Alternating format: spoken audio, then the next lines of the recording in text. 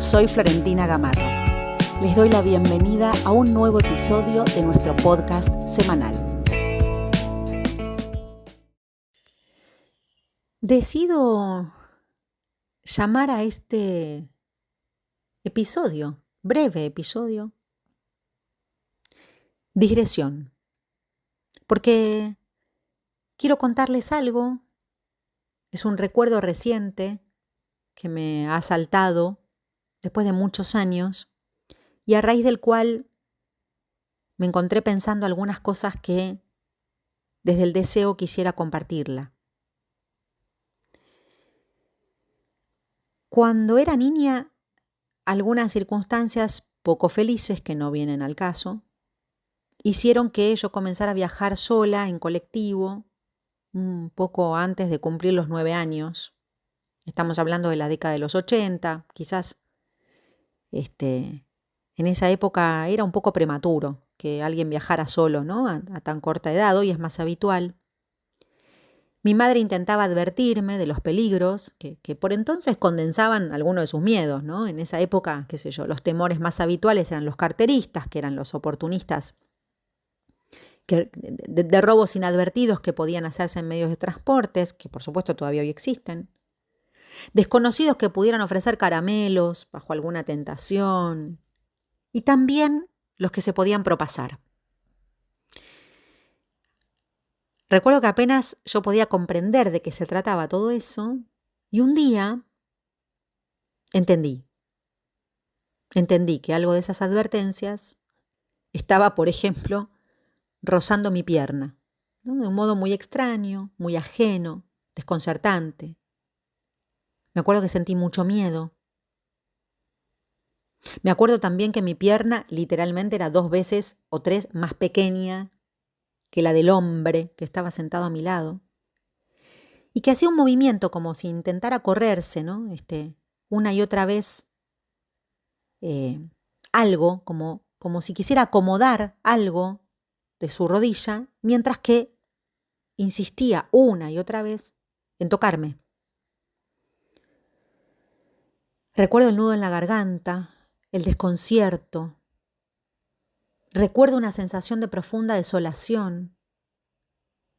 Y todo eso sirvió para impulsarme a levantarme del asiento.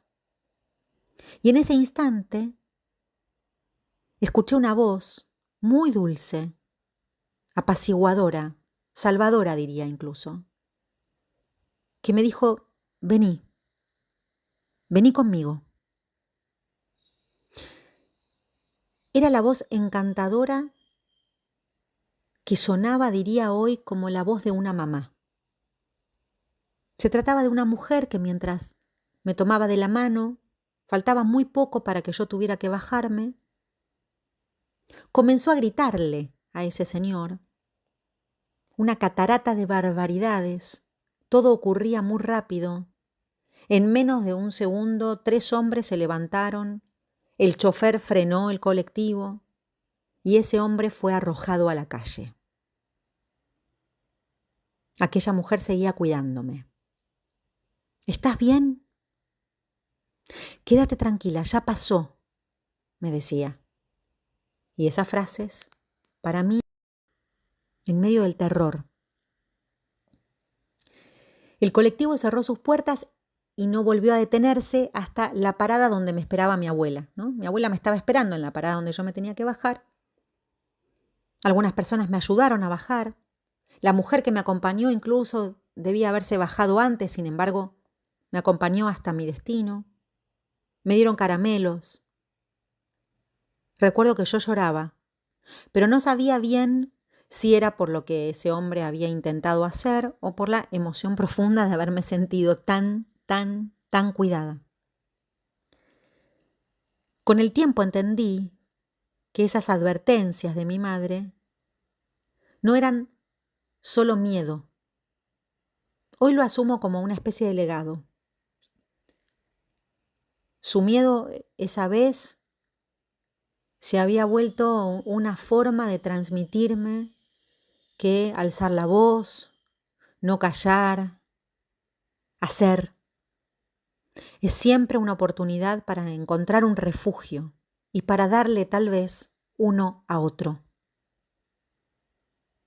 Que el silencio nunca es opción cuando se percibe la vulnerabilidad del otro.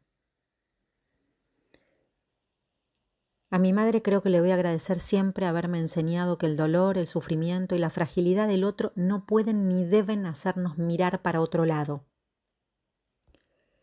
Precisamente por eso, hoy, quiero extenderles algunas preguntas que me vengo haciendo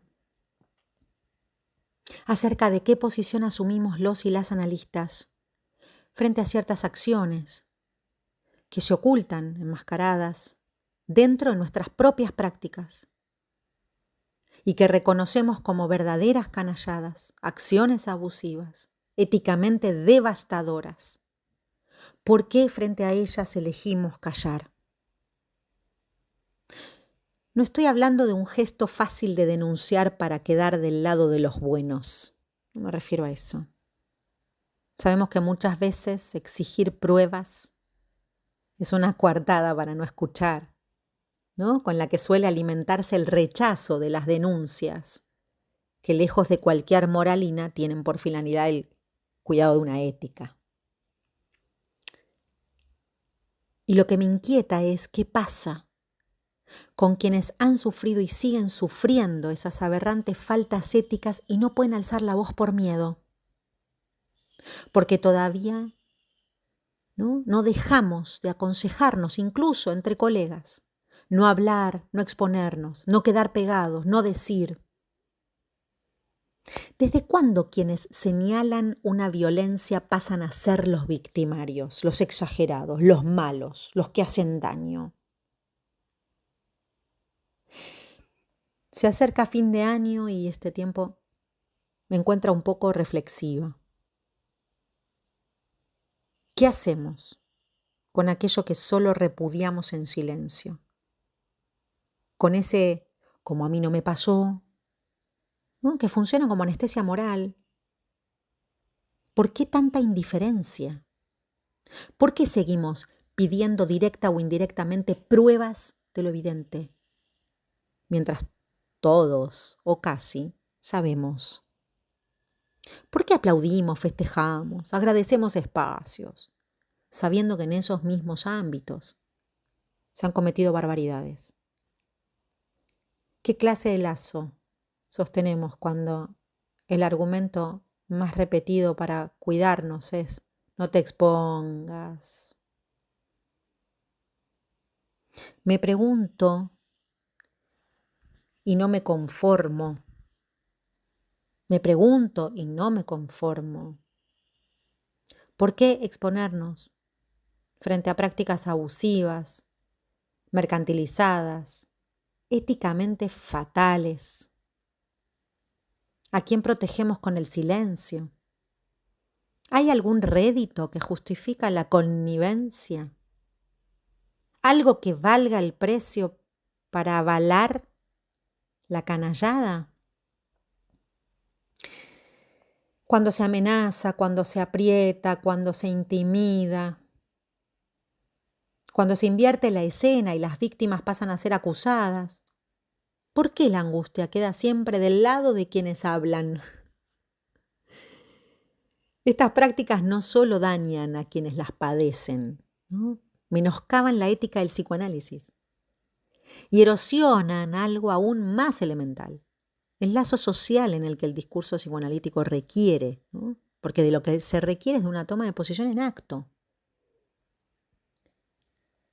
Tal vez el mayor bien que tenemos no sea el prestigio, ni los espacios, ni los libros, ni los aplausos, sino el lazo, pero también el repudio colectivo frente a lo intolerable. Sin embargo, callamos. ¿A quién protege el silencio? Cuando nos amenazan, cuando algún reconocido analista, ¿no?, puede cometer cualquier cosa, le grita a una mujer en la calle, o le agarra el brazo a otra con violencia en una esquina y en medio de un apriete, podríamos decir, le grita barbaridades. Cuando se llevan a cabo prácticas que son absolutamente faltas de ética, en el marco de, entre otras cosas, ¿no?, las derivaciones. Feroces estrategias para que se enmudezcan, ¿no?, en medio de amenazas, extorsiones, sabiendo que el miedo y la angustia son aliados del silencio. Entonces, en esta digresión, no quiero dejar de manifestar mi profundo dolor y desolación frente a estas conductas que parecen sorprendernos cada vez menos, lamentablemente. Pero existen, se los y las aplauden, se visitan sus espacios, se los escucha y lee. Tal vez podríamos preguntarnos por qué.